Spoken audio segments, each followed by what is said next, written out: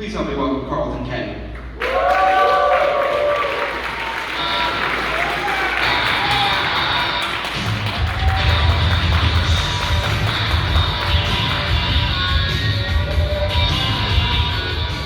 Oh, what's going on, Sandman?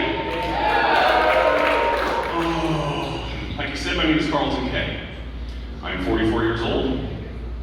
I'm a Libra. I'm a ginger. And I've also recently been told that I have mad stepdad energy. No idea what the fuck that means. Not a clue.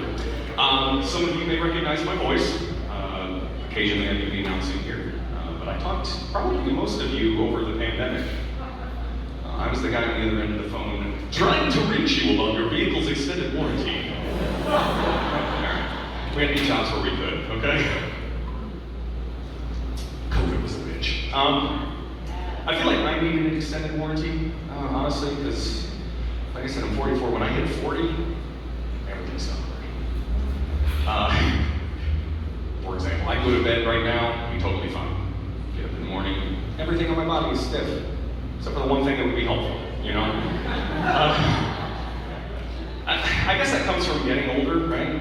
I'm not looking forward to getting any older. Nobody really looks forward to that, right? Okay, Make-A-Wish Foundation kids, they do. But, oh, they do. I swear to God they do. All right, so I'm so old that I remember a time when you liked a song when you were a kid, and then when you got older, you realized, oh shit, that song's about sex. You know? So it makes me feel bad for kids like nowadays, because I'm pretty sure that, you know, as kids grow up, they're not gonna find out that Wet Ass Pussy was about ending apartheid or, you know, closing a wage gap or something. It's pretty sure it's exactly what it said.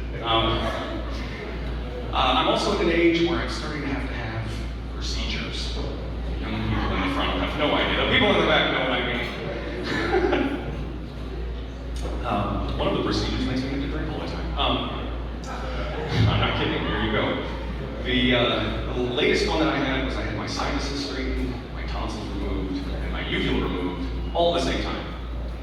I don't recommend it. It fucking sucks. And now the back of my throat just looks like an asshole. So, it's giving me a new definition of the phrase, ass to mouth. It's helped me with talking shit. That's good. Okay.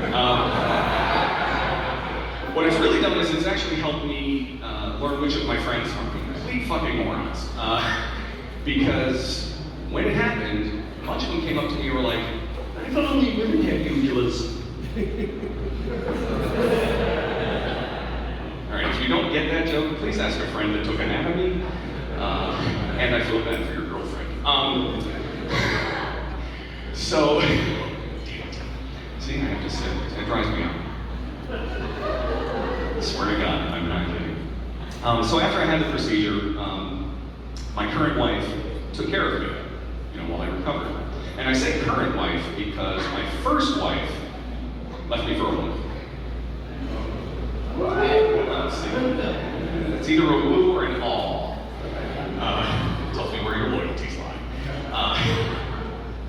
And when it happened, I couldn't be but so mad, okay? Because it turns out she wanted an innie and I had an outie. It's not a belly button reference, so fix it. Okay. There you go, let it sink in. One of the other things, I made out really good in the divorce. Really good. When she left, she took the cats, all of my lesbian porn, and that was basically it. But when she left, she just took all the pussy with her. That's how that worked. How much of a thinker was that? Like I said, when I was recovering from all that stuff, my wife took care of me. But she's been trying to get me to take better care of myself, okay? Which is difficult, because, look at me. But she's been trying to get me to, like, run and work out and stuff like that. And I have been just getting shredded. Just shredded.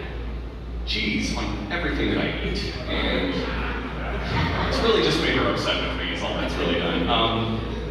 I'm really good at making her get upset with me. Here, let me tell you some more of the reason she gets mad at me. No, so my wife is a teacher, and that basically just means we're bored. And some teachers in the audience. And she told me that when she has her midlife crisis, she wants to get a sports car. I don't know how we're going to afford that, but okay. I was like, well, what would you want to get, honey? She said, like a Dodge Charger or a Challenger.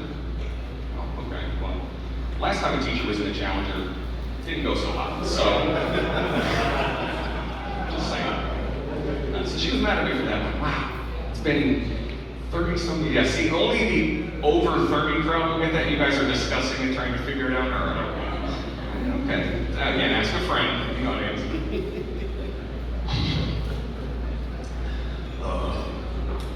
Actually, a few years ago too, we were out for our anniversary, and we were at a bar, or at the bar, and there's a couple of older ladies at the end of the bar hitting on a younger guy.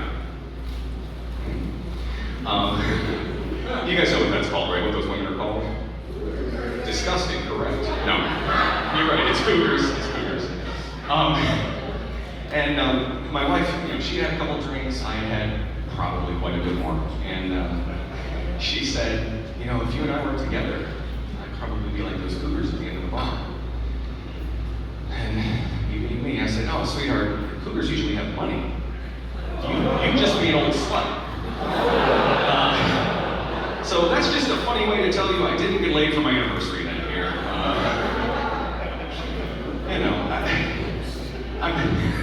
So I'm not only an asshole, apparently, but I'm not a big fan of kids. Okay? And when we got married, she had 2 boys, so I became Richard's most reluctant stepdad. Look, I shouldn't be in charge of children at all, because I'm the kind of guy that hands out Nicorette and Tide Pods to the kids at Halloween. So again, shouldn't be around children, but there you go. They do say if you can make a difference in the life of one kid, right? Because they eat the Tide Pods and okay. I guess that one worked better when the challenge was going around, right? Everybody watching the TikTok. Look, I didn't want to be a dad because I knew I would be bad at it. That's just a forethought. Some more people would think that way. All right, but exactly, thank you. And here's the thing, I try and teach them things. I try to be, the good dad, the good stepdad. And I try and teach them things, but look, I was a redheaded stepchild my whole life, and now I'm a redheaded stepfather. And no one paid attention to me when I was the kid, and they're not paying attention to me now. So that's why I'm up here with a microphone. Listen. But what it came down to was I try to teach them, they don't listen at all. I don't know how many people's kids, they've given the birds and the bees talk to their kids, anybody? Nobody really does that anymore, but I tried to be that guy. Failed miserably because the youngest kid took a sex ed class, and for plan B, he thought it meant butt stuff. So either he's learning the right things from the wrong guy or the wrong things from the right guy, I don't know. But here's what it is, I think I'm just a pessimist. It's not that I'm a bad dad, I'm just a pessimist. I've been a pessimist my whole life. And my whole life, people have always told me, oh, you need to look on the bright side of things. Well, bright things burn gingers, so I'm not gonna do that. That light right there, I'm already tame, all right? So, but instead of teaching them things, I decided to just start learning from them, okay? And one of the things I learned recently, last Christmas as a matter of fact, is teenage boys, at least I thought, don't change. I remember being a teenage boy, right? You remember? It's been a while. So for Christmas, I gave them each a fleshlight. Anybody? All right. The younger guys, see, you guys would know what that is. For the older crowd, that's like a pocket pussy, all right? There you go. I found out they're not a fan of hand-me-downs. So, lesson learned. Lesson learned. They're teaching me, and I'm teaching you. All right. Guys, my name's Carlton K. You can follow me on Instagram and Twitter at the Carltron. Let's bring our host back up, Mark Romanosky, everybody.